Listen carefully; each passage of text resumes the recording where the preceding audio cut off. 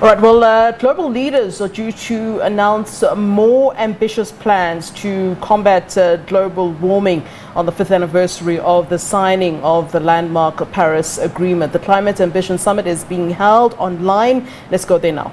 Collectively and in collaboration to meet common global challenges. And it's in this spirit of cooperation that we all come here together today for this summit to put our collective weight behind the goals of the Paris Agreement 2015. Now, the Climate Ambition Summit is just that. It brings together ambitious climate leaders with their ambitious urgent cuts that they're going to be making in greenhouse gas emissions, delivering ambitious plans and targets, and also making sure that they have the funds and the right policies in place to achieve these targets.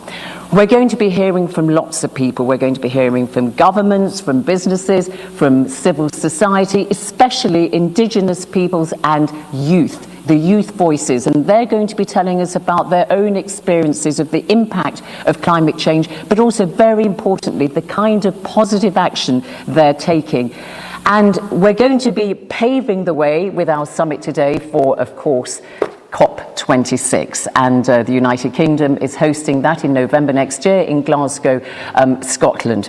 Now, we want you all to be part of this. Just go to #ClimateAction and you can be part of today's conversations, react to what you hear being said and what you're seeing, and there's lots and lots of material on there as well. Now, we're going to kick off our proceedings by setting the scene for you with a film, and this film is made by WWF and also the team who are behind the latest David Attenborough film, A Life on Our Planet. And this film is really going to set the scene in the way which we want to, which is by putting the focus on young people, because we're going to hear young voices from all over the world, all calling for change and demanding action on climate change. So let's start with that film.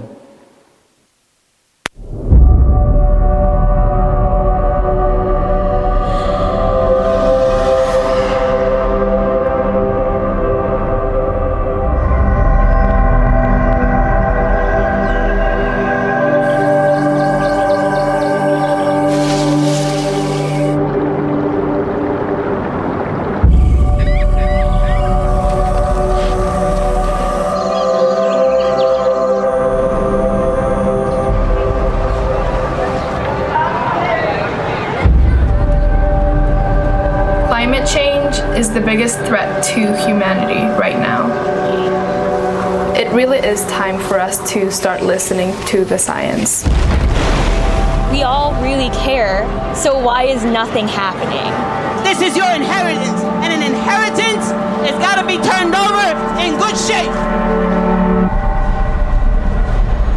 We have very little time before it's too late. Climate change is the biggest threat of my generation. The risk that we face from climate change is our existence. Stop thinking this only happens in other parts of the world. Stop thinking that you are safe just because you are not see the fires in front of your eyes.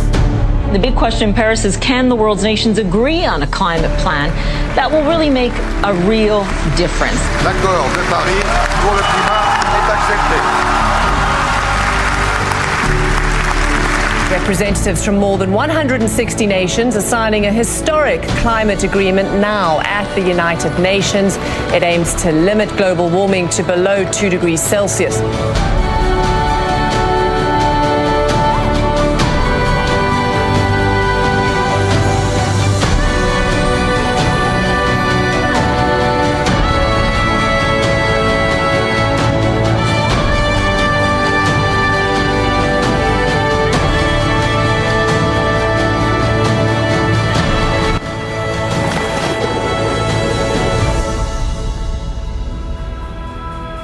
Right now, we're facing a man-made disaster of global scale.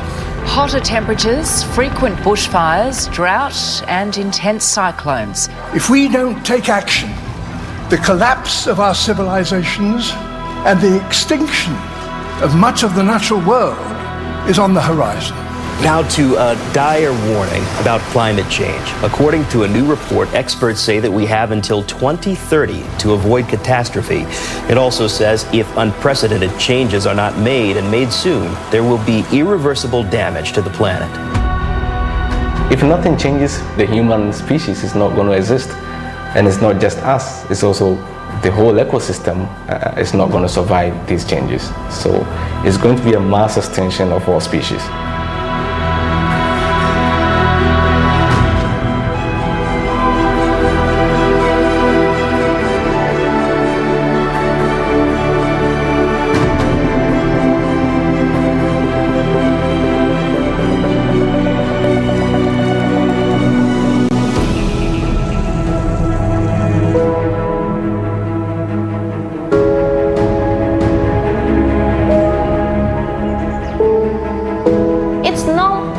For a concept anymore. This is the time for a real actions. I think everybody now needs to work together to fight climate change. We can't pass the blame on to others. It is vital for us to be able to continue this fight and to actually accomplish our goal, which is to save the planet. This is the race that we must win if we must secure our future, our life on Earth. We have a decade to make ambitious, incredible changes that we really need in order to survive.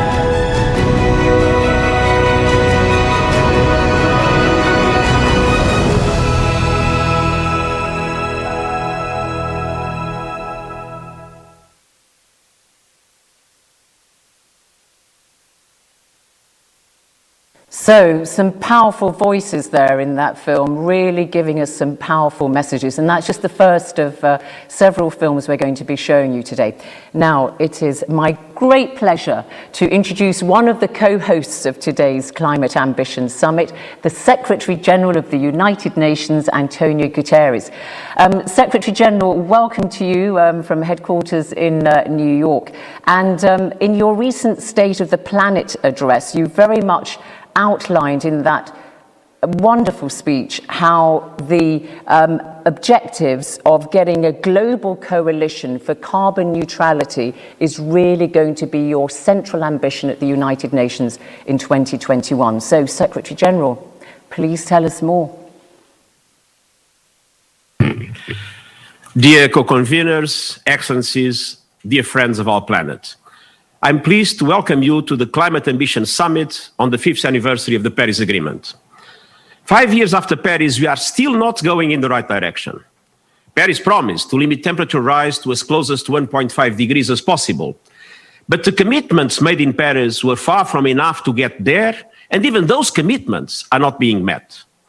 Carbon dioxide levels are at record highs. Today, we are 1.2 degrees hotter than before the Industrial Revolution. If we don't change course, we may be headed for a catastrophic temperature rise of more than 3 degrees this century. Can anybody still deny that we are facing a dramatic emergency? That is why today I call on all leaders worldwide to declare a state of climate emergency in their countries until carbon neutrality is reached. Some 38 countries have already done so, recognizing the urgency and the stakes. I urge all others to follow. Dear friends, we are not doomed to fail. The recovery from COVID-19 presents an opportunity to set our economies and societies on a green path in line with the 2030 Agenda for Sustainable Development. But that is not yet happening. So far, the members of the G20 are spending 50% more in their stimulus and rescue packages on sectors linked to fossil fuel production and consumption than on low-carbon energy. And this is unacceptable. The trillions of dollars needed for COVID recovery is money that we are borrowing from future generations. And this is a moral test. We cannot use these resources to lock in policies that burden future generations with a mountain of debt on a broken planet. And so, the central objective of the United Nations for 2021 is to build a truly global coalition for carbon neutrality by the middle of the century. But that promise is not enough. To make it a reality, we need meaningful cuts now to reduce global emissions by 45% by 2030 compared with 2010 levels. And this must be fully reflected in the revised and strengthened nationally determined contributions that the Paris signatories are obliged to submit well before COP26 next year in Glasgow. I commend those leaders that will come forward today with new targets for 2025 and 2030. The United Kingdom has pledged to cut emissions by 68% by 2030 compared to 1990. The European Union has agreed to cut their emissions by at least 55% by 2030 compared to 1990. These decisions deserve to be emulated. Every country, city, financial institution, and company needs to adopt plans to reach net zero emissions by 2050 and start executing them now, including by providing clear short-term targets. Key emitting sectors such as shipping, aviation, and industry must also present and implement new transformational roadmaps in line with this goal. Technology is on our side. Sound economic analysis is our ally. Renewable energy is getting less expensive with every passing day. Climate action can be the catalyst for millions of new jobs, better health, and resilient infrastructure.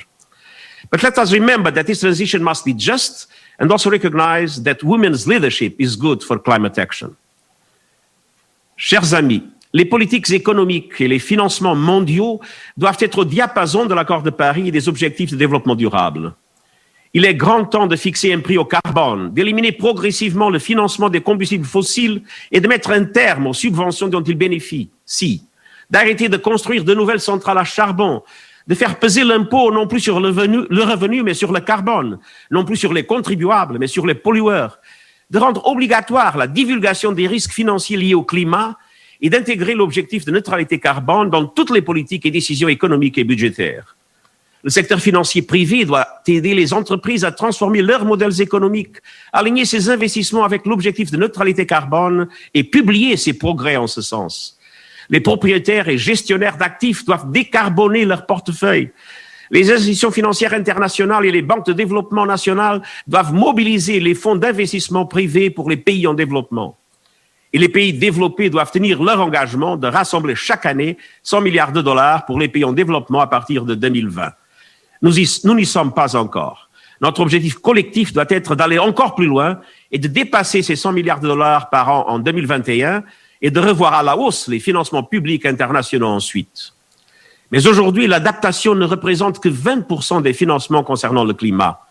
Nous avons besoin d'une véritable percée sur l'adaptation et la résilience. Et c'est particulièrement urgent pour les petits États insulaires en développement dont l'existence même est menacée. L'adaptation ne doit pas être le grand oublié de l'action climatique. Dear friends of our planet, this is a moment of truth. This is also a moment of hope. More and more countries have committed to net zero emissions. The business community is getting on board the sustainability train. We see cities striving to become greener and more livable. We see young people taking on responsibility and demanding it of others. Mindsets are shifting. Climate action is the barometer of leadership in today's world. It is what people and planet need at this time. We have the blueprint, the Sustainable Development Goals, and the Paris Agreement on climate change. But we all need to pass a credibility test. Let's make the promise of a net zero world a reality now. On the path to COP26, I urge everyone to show ambition, stop the assault on our planet, and do what we need to guarantee the future of our children and grandchildren. Thank you. Thank you so much indeed, Secretary General of the United Nations, Antonio Guterres, for that tour de force and that rallying cry. So next we hear from the host country of COP26, the United Kingdom, and of course the Right Honourable Prime Minister of the United Kingdom, Boris Johnson. And the UK will be hosting the 26th UN Climate Conference in Glasgow next year, COP26. And the government recently announced its new emissions target, its Nationally Determined Contribution, NDC for short, aiming for at least a 68% reduction in greenhouse gas emissions by 2030 compared to 1990 levels. Welcome to you, live, Prime Minister Boris Johnson. Thank you very much, Zainab, and thank you, Secretary General Antonio, my fellow leaders, Excellencies. Good afternoon from London, where we're coming to the end of an extraordinary and difficult year, I think with a sudden surge of scientific optimism. Because after barely 12 months of the pandemic, we're seeing the vaccine going into the arms of the elderly and the vulnerable, vaccines that are the product each and every one of them of vast international efforts in laboratories around the world. And so my message to you all is that together we can use scientific advances to protect our entire planet, our biosphere, against a challenge far worse, far more destructive even than coronavirus. And by the Promethean power of our invention, we can begin to defend the Earth against the disaster of global warming.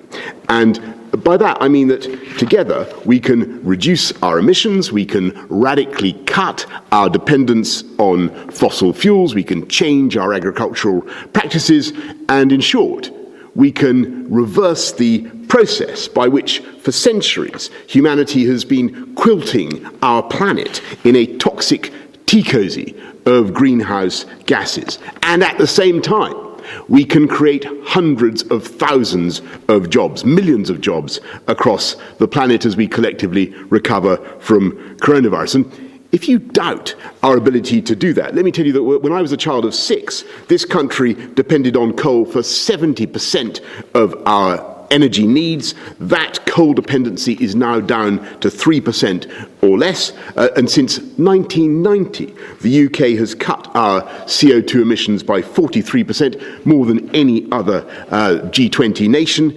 And yet our economy has grown by 75%. And today, we're putting our foot to the accelerator in a carbon-friendly way, of course, with a 10-point plan for a green industrial revolution. We want to turn the UK into the Saudi Arabia of wind power generation, enough wind power by 2030 to supply every single one of our homes with electricity. We're going ahead with massive solar programs, even though we can't hope to emulate the incredible things being done by India or Australia or Morocco. For instance, hydro, of course, we're going ahead with liberating the awesome potential of hydrogen, whether for homes or all sorts of other uses. On electric vehicles, we're going to ban ICEs, internal combustion engines, new internal combustion engines by 2030 with a very ambitious program. We'll continue to develop new nuclear power. We want to lengthen the lead of London and the UK as the natural home of green finance. We want our homes to be progressively emitting less and less CO2 with more and more retrofitting of our homes. And whatever the UK may be accused of lagging in, we won't be lagging, my friends, in lagging. We want to encourage all modes of green transport, cycling, walking, and so on. We want to use the relatively new miracle of carbon capture and storage actually to take carbon from power generation or industrial processes and bury it in undersea caverns created by the extraction of hydrocarbons. And we are now consecrating 30% of our waters, 30% of our land surface to nature, because we think that nature, wild nature, is the best and most effective way of retaining carbon in a natural balance. And we do all these things because they're right for the world, they're right for our country, but also because we know that this green industrial revolution will generate, as I say, hundreds of thousands of high-skill, high-paid, good-quality jobs for generations to come. And we're going to help our friends around the world by moving away from supporting drilling and mining for hydrocarbons, but putting £11.6 billion of our overseas aid to support green technology and decarbonisation across the planet. So we want to work with all of you on this call, on this conference. Let's do it together. Let's make it our collective commitment, as Antonio has just said, to get to net zero by 2050. And we in the UK, as he says, we're going to do our bit. We're reducing our emissions by 68% at least on 1990 levels over the next decade, and I'm really awed and humbled by the efforts of other countries around the world to set their own targets. And I just want to repeat that key message. We're doing this. We're doing this not because we're hair shirt wearing, tree-hugging, mung bean munching eco-freaks. I've got nothing against any of those categories, and mung beans are probably delicious.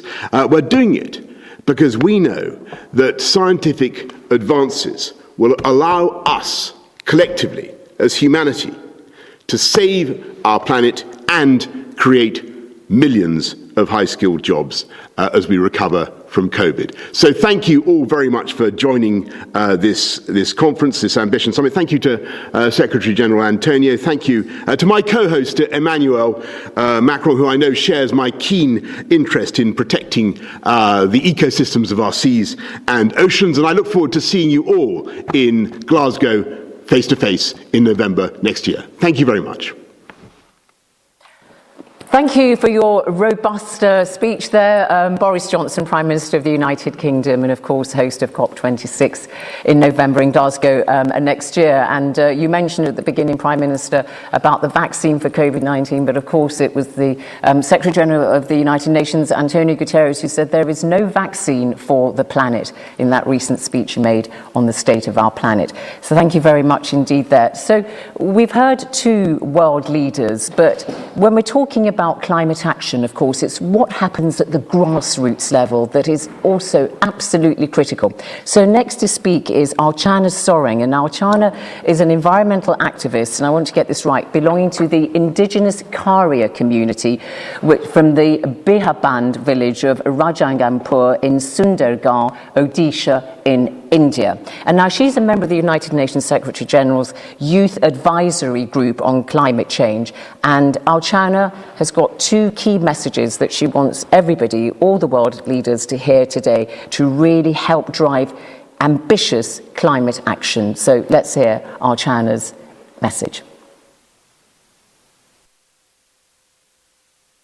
Excellencies, ladies and gentlemen, Johar. I'm Archana Soreng from Karya tribe, an indigenous community from India. At this summit, I have two key messages for the world leaders. Firstly, for sustained climate action, it is prerequisite to respect, learn and empower the worldviews and traditional knowledge of indigenous and local communities. In most of the countries, indigenous peoples, traditional forest dwellers and local communities are threatened by illicit activities and extractive developmental projects along with top-down governance. Therefore, they need to be made an integral part of the decision-making processes. And most importantly, their rights over their territories, land and forests needs to be respected, recognized and enforced. As part of COVID-19 recovery efforts, countries need to engage in participatory climate action without undermining the rights of indigenous and local communities and not bailing out industries responsible for climate crisis. This calls for a shift towards prioritizing health of nature before development, which requires intergenerational dialogue appreciating intersectionality. Secondly, to attain and go beyond Sustainable Development Goals and Paris Agreement commitments, make youth an integral part of decision-making and implementation process of climate action. It is we youth who are and will be bearing the brunt of climate crisis. Thus, it is important to create safe and enabling spaces for meaningful youth dialogue and recognizing the contribution of youth, including from marginalized communities. At the end, I would like to say, now is the time. We need to act now. Hello, Archana Soreng there from India, an environmental activist. Now we're going to hear from another of our summit co-hosts and former COP president who secured that landmark Paris Agreement at COP21 5 years ago, and speaking live from Paris, President Emmanuel Macron of France. Mr. President, welcome. Merci beaucoup, Zénab. Merci beaucoup. Merci, cher Antonio, cher secrétaire général, cher Boris, monsieur le Premier ministre. Chers collègues, chers amis, heureux de vous retrouver et malgré les circonstances de le faire depuis Paris où je suis accompagné par l'un des acteurs et des principaux architectes. Some of the main architects of the Paris Agreement, Laurent Fabius, and also have two ministers with us, Jean-Luc Drian and Barbara Pompili too. We're showing that work is continuing. Thank you for bringing us together 5 years after the Paris Agreement. to show that our collective action is continuing. This agreement is a point of reference. It is the beginning of all of our work.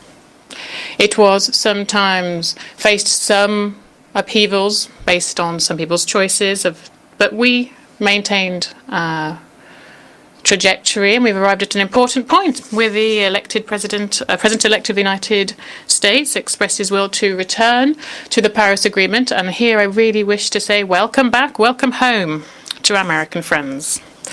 Over the last 3 years, we have brought this agreement alive altogether, despite the American choice, and we have decided to continue to work and to work with all actors present here. I'd like to welcome also the European mobilization and the excellent level of cooperation over these years with China. We don't have much time before us, and firstly, we need to continue to be up at the right level, and we're to prepare for the COP26 in Glasgow. And our British friends have been working so hard on this, and I welcome the commitment to Boris Johnson here. The first point I wanted to raise here is that we must set a trajectory and credible means to achieve carbon neutrality by 2050. We have built this path ahead of us with clear commitments, and we must move in this direction. The UN Secretary General reminded us of this. By next month, countries with more than 65% of global emissions of CO2 and more than 70% of the global economy will have made a commitment to reach net zero emissions by 2050. Here I welcome the recent commitments by the UK, Japan and South Korea, and China also a few weeks ago committed to carbon neutrality by 2060, and I know that today President Xi Jinping will have an important announcement to make on this to add credibility to this movement. So we decided in Europe 2 days ago to enact this transition. 27 heads of state decided to reduce by 55% our greenhouse gas emissions by 2030, and we're all committed to this 2050 objective. Country by country, it has been declined on a country-by-country basis, but the European level of commitment is there. The European Green Deal was built, and European funding has been created too, and we are moving forward in this direction. My second point now is that we must also refocus public and private financial flows to align them with the objectives of the Paris Agreement. Already, 100% of projects funded by the French Agency for Development are currently today aligned with the Paris Agreement. With our European partners, we are using the European Investment Bank to make a real climate investment bank. During the Paris Peace Forum last week here in Paris, public development banks launched the construction of new public financial infrastructure, which had never been done on such a scale, to allow us to achieve the Paris agreements and the SDGs. We must continue to accelerate, and only a moment ago I brought together all actors in for financing for climate and our Carbon Neutrality Coalition. We brought together all financial actors within this coalition who, on the 12th of December 2017, during the One Planet Summit, committed to move forward under the Paris Agreement to improve financial transparency of businesses in terms of climate, to decarbonise their portfolios and to decarbonise the economy. And we can already see the first results with the CTFD platform, transparency and standards commitments, and also the transformation that was done by all financial platforms, including central banks, but also sovereign funds, asset managers and private equity. Thirdly, we must, and this was recalled by the Secretary General, we must put the fight against inequality at the heart of our action. We must do this in every country. Our environmental transition must be a social one too. And we are currently doing this in France, thanks to with European financing, but all of our transition and transformation of our economies and our fiscal systems, this also needs to be done on an international level. And this is the aim of the Green Fund. A few months ago, we co-chaired its refunding, and we've doubled our commitment for the Green Fund. We have even gone beyond the pledges made 5 years ago, with more than 6 billion euros of climate financing mobilised last year, and 1.6 billion was focused on adaptation. I want to say two very clear things here as regards these commitments. This ambitious level of commitment that we achieved last year will be maintained in the years to come. So this is a large increase as compared with our commitments. And we're increasing the part that's allocated to adaptation, which will be a third of the overall amount. And I repeat what Antonio said earlier, we need to do more for adaptation and resilience. Fourthly, we need to show consistency and responsibility. In France, for 3 years, we've been taking strong steps in line with our international commitments. The ending all coal-powered power stations, anything that's not compatible with our agenda. Far-reaching measures to allow us in how we move around and how we invest. Our recovery plan, as was said by the Secretary General, but also by the Prime Minister Boris Johnson, our recovery plan post-COVID is a green one, which will allow us to have investment for the changing of vehicles, to allow us to go further. And in the weeks to come, we will have a law which is really the emanation of all the work done by our Citizen Convention for the Climate. 150 citizens helped us and proposed very specific solution to help with our economic transition, and we will implement this. Next year, no French guarantee will be allowed to given to oil fields, and also in the 5 years to come, we will also be able to provide all support for oil. We also need to integrate the environmental aspect in our trade policy and stop the construction of new coal-fired power plants and also reduce subsidies for fossil fuels.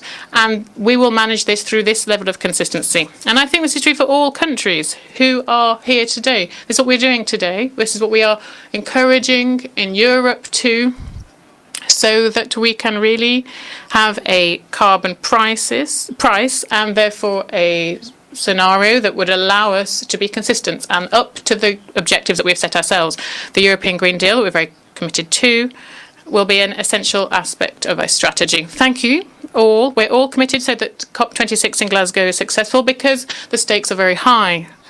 We must all increase our objectives for 2030, much as the European countries have done with the 55% reduction. We must all be on the trajectory to achieve carbon neutrality by 2050. This is a duty for the most vulnerable countries around the country who are suffering the consequences of errors of the past. It is a duty for our young people and for generations to come. It is a duty for ourselves too. It is the trace that our generation will leave in history. Thank you. Merci beaucoup, Monsieur le Président. That was, of course, the French President Emmanuel Macron live from Paris. So don't forget, you too can be part of this conversation. Just go to #ClimateAction on your social media channels and you can respond and discuss all the things that you're hearing today.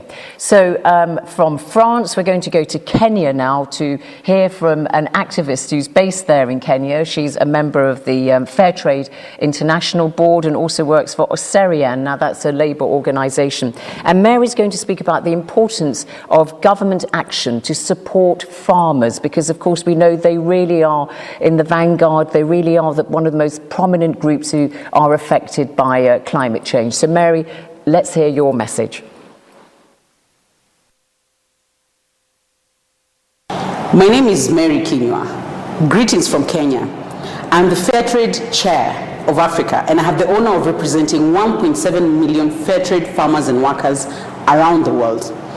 Our meeting today comes in the backdrop of two major hurricanes that have devastated Central America in the last 1 month. The farmers of fair trade who I work with and who I represent have seen their crops of coffee, cocoa, honey, and vegetables in Honduras, Guatemala, and Nicaragua be completely devastated. So as a matter of justice and a matter of science action, the matter of climate crisis cannot be delayed any longer. There is hope. More and more companies are talking to us about how they want us to reduce emissions and reach net zero. But we're not going fast enough. Change by 2050 is too late. The weather is changing now. Doing this properly means helping farmers and workers with the cost of switching to low carbon production and transport. And that cannot happen if we're not prepared to pay for it. We cannot expect, and it is not fair to expect producers to absorb the cost of more sustainable methods of farming when they're not even able to earn a living income or a living wage because the price they receive for their produce is far too low. This needs to change, and needs to change fast. So governments need to act to make this happen. So here is your challenge from the world's farmer. Will you work now, harder than ever, to bring down supply chain emissions, to set targets, and to take steps to support and, if need be, compel businesses to decarbonize their supply chain? At today's Ambition Summit and the work we will do together over the next 1 year, we hope will result in co-op that puts us firmly on the path to net zero. Thank you. Thanks very much indeed there to Mary Kinyua with her message from Kenya on behalf of farmers all over the world.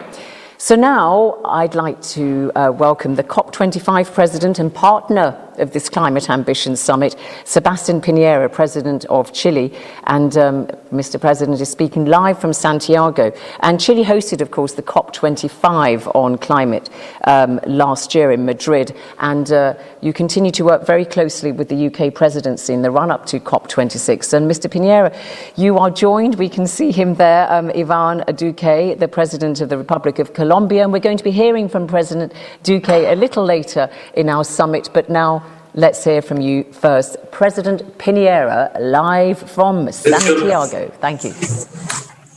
Antonio, Boris, Emmanuel, Giuseppe, good morning, good evening, my dear friends. Bonjour, bonsoir, mes chers amis. La amenaza del calentamiento global es real, es grave y es ahora. La ciencia nos ha hablado en forma has spoken up clearly and loudly. Citizens, and particularly young people, are demanding a change of course as a moral imperative. But there is also good news. Technology and science is providing us with the tools, and common sense is urging us to act. Consequently, we have to recover a balance between human life and nature on planet Earth, so that because our survival depends on the very health of the planet. The time of diagnoses has already passed. Now it is the time to act. That's why Chile was proud to convene, together with the UK, France, Italy and the UN, this commemoration of the 5th anniversary of the Paris Agreement, and to bring back to life its spirit and sense of urgency. 5 years ago, we took a decision as an international community to tackle with determination and urgency the threat of climate change. Without doubt, the greatest challenge that we have faced as a generation. And in Paris, we all demonstrated that when there is political will, multilateralism and the collaboration between countries is a powerful instrument to move forward towards inclusive and sustainable development, which is the only form of development that is possible in these times. Today, what we need is to have again this same political will with a fresh climate ambition, because the threats that exist are demanding this. Because if we want to keep global temperature rises before 1.5 degrees C, current carbon emissions need to be reduced by at least 45% over the next 10 years. And we need to reach carbon neutrality by 2050. But being ambitious doesn't only mean reducing emissions. We also need to pool our efforts to ensure adaptation to the consequences of climate change, which is already here, and that the whole world is noticing and suffering, and which continues to grow. Today, we need to remember that the Paris Agreement is only a first step, a commitment, a roadmap, if you like, to counteract the enormous effects of greenhouse gas emissions that we have caused in the atmosphere, and so that we can progress towards carbon neutrality at a global level. And the only way to do this is to make our national determined contributions proportionate and with the responsibilities of each country. That is why at the summit held last year, Chile launched the Climate Ambition Alliance to ensure carbon neutrality by 2050. And we were also a part of a country at the G20 to announce this. Today, there are more than 500 cities, 500 universities, and an awful lot of money that is being invested to achieve this. We are committed to the Raise to Zero campaign, which aims to achieve this goal. The Paris targets establishes a link between civil society and the state. Chile has made significant progress. In April this year, we put forward new NDCs that was even more ambitious and science-based. Our commitment includes reducing emissions to zero by at least 2050, and also closing all coal-fired power stations, as well as electrifying all of our public transport by 2030. This also involves an awful lot of effort to protect our societies and our woods, our forests, so that 30% of our land and seas will be protected. And this with one sole aim, a fundamental aim, to achieve carbon neutrality by 2050. Today I wish to launch an appeal to the heads of state and government here present. We all need to advance decisively towards a development model that is low in emissions and would lead to net zero emissions as soon as possible. The United States, the president-elect has announced that the US has announced that they will rejoin the Paris Agreement that they should never have left. Therefore, we hope that the US will also commit to carbon neutrality, as we have seen in other countries such as China, Japan and Brazil over the last few weeks. This is a message to the president-elect to join this climate alliance and to achieve carbon neutrality by 2050, because we all need to make great efforts to achieve this. We need to make the 21st century into the century of decarbonisation and renewable energy. This is an ethical and moral imperative. The climate change has been an enormous disruption to our economy and the quality of life of our peoples, to our health. We are making efforts between the protection of the environment and containing climate change. And we need to meet both aims, advancing towards carbon neutrality and recovering our economies. A green, healthy, sustainable transition, so that in the forthcoming months, the policies put forward by our governments will mark the road map to the transition towards a more sustainable world. In Chile, we've established a great part of this recovery effort, and it's linked to a green, renewable, clean economy. During the COP25, we put science at the heart of decision-making and adaptation at the centre of our discussions for countries that are particularly vulnerable to climate change. And we included new topics such as the sustainable management of oceans, of forests, creating spaces for discussion, working tirelessly to promote this greater ambition and collaboration. We are living through times of great challenge, but also great hope. For a long time, our Earth has been crying out to us and demanding commitment from us, and our generation has a mission to make human life sustainable on planet Earth. And for this, we need to create a new culture of sustainable living, abandon the culture of waste and turn towards a culture of recycling. And this means that we need to look at clean and renewable energies. We are 100% committed to this, and we are leading the green hydrogen revolution, which will allow us to better face the future. Our generation has a duty. The responsible ancestors of future generations. Thank you very much. Merci beaucoup. Muchas gracias. Gracias, President Piñera of Chile, speaking live there from the capital, Santiago. Next to speak is the partner for COP26 and the Climate Ambition Summit, Giuseppe Conte, President of the Council of Ministers of Italy. Now, Italy is going to be holding a number of key events in preparation for COP26 next year. For example, in September 2021, it's going to be hosting a youth COP, which is going to be bringing together 400 young people from 197 countries. I think that must be just about every country in the world. And it's going to give them a chance to really develop concrete proposals that they want to support the negotiations at COP26 in Glasgow. And Italy is also going to be hosting the pre-COP summit, which is a really important moment to bring together ministers ahead of that climate conference. And so, Giuseppe Conte, live from Rome. The floor is yours. Thank you.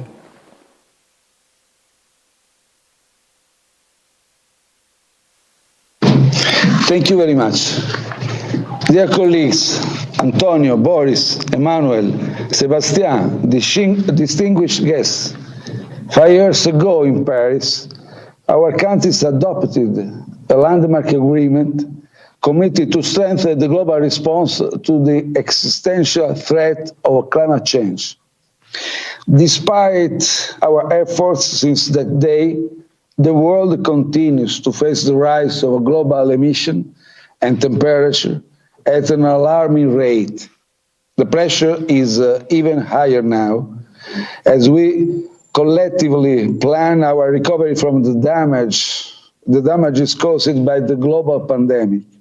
However, in front of this huge challenge, we have the opportunity to build back greener and better. The scientific community tells us that we are still in time to reverse the course of our future, provided that we proceed with unprecedented determination. But we must act now to safeguard our planet, restore biodiversity and ecosystems, and ensure a sustainable future which belongs to the young generations more than to us. As a 2021 G20 presidency and partner of the UK for COP26, Italy is committed to give an important contribution to this common endeavor. We want to use our special responsibility next year to enable ambitious, forward-looking agreements within the framework of the 3 Rio Conventions on climate, biodiversity, and desertification. The impact of the pandemic on our social and economic system should not affect our determination to address these challenges through new and ambitious nationally determined contributions, long-term strategies, and the realignment of global financial flows to tackle mitigation and adaptation. As a founding and active member of the European Union, we are proud of its leadership in the fight against climate change. Especially today, following yesterday's decision by the European Council for an NDC aimed at reducing emissions by at least 55% by 2030. But both nationally and as an EU member, we are also firmly committed to long-term strategies, setting out a pathway to net zero emissions by 2050. Therefore, we encourage the start of a race to reach net zero across major global economies. International climate finance will play a key role in achieving these objectives. We stay firm in the global commitment to deliver $100 billion by 2020 to support developing economies in reaching our shared climate goals. Climate change is the most vulnerable first and hardest. Italy has always paid special attention to their need to strengthen their resilience to current and future climate impacts. This is why I'm proud to announce Italy's pledge to donate 30 million euros to the United Nations Adaptation Fund. Our planet is one of the key components of the Italian G20 presidency, together with people and prosperity. The well-being of our common house is the first essential step to ensure the well-being of humanity. Today, and I conclude, in the fifth anniversary of the Paris Agreement, we need to show leadership, reminding that our actions will resonate loudly in the rest of the world. Thank you. Grazie to Giuseppe Conte, the President of the Council of Ministers of Italy, and making a pledge there to contribute to the United Nations Climate Adaptation Fund. So we're now going to hear from another grassroots activist, from Selina Neyrock Lim. Now, she's a youth representative from Majuro in the Marshall Islands. Now, Selina was one of the global faces of climate change at COP21, that landmark COP21 in Paris. And in fact, at that time, she was the summit's youngest delegate. And today, Selina has a really urgent call to action for all of us. And she wants to set out what needs to be done over the next decade to meet the goals of that Paris Agreement. So let's hear from Selina.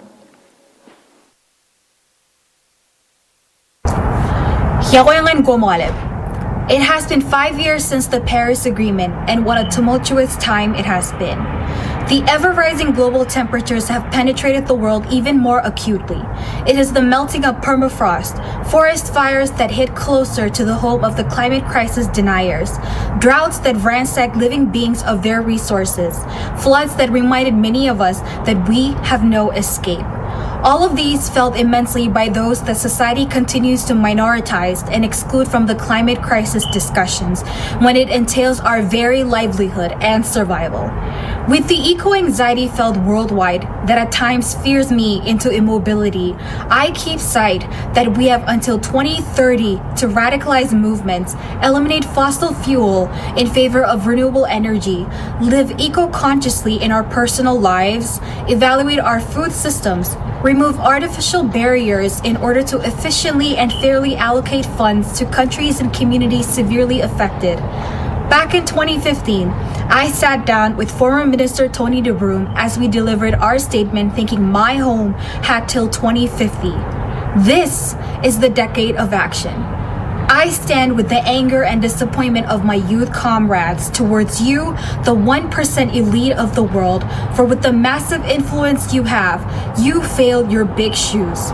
I stand with the resilience and desperation of my youth comrades, for we have united across the globe to fight for our livelihoods. We demand what needs and must be done. I celebrate the Paris Agreement because my predecessors fought hard to get our 1.5 degrees Celsius lifeline into it. Yet, I also remind all of us how much we haven't done. We mobilize on social ground to bridge the gap to political ground in order to make our goals effective. Gomol, thank you. All right, that is the Climate Ambition Summit, the United Nations Climate Change Conference on the 5th anniversary of the Paris Agreement.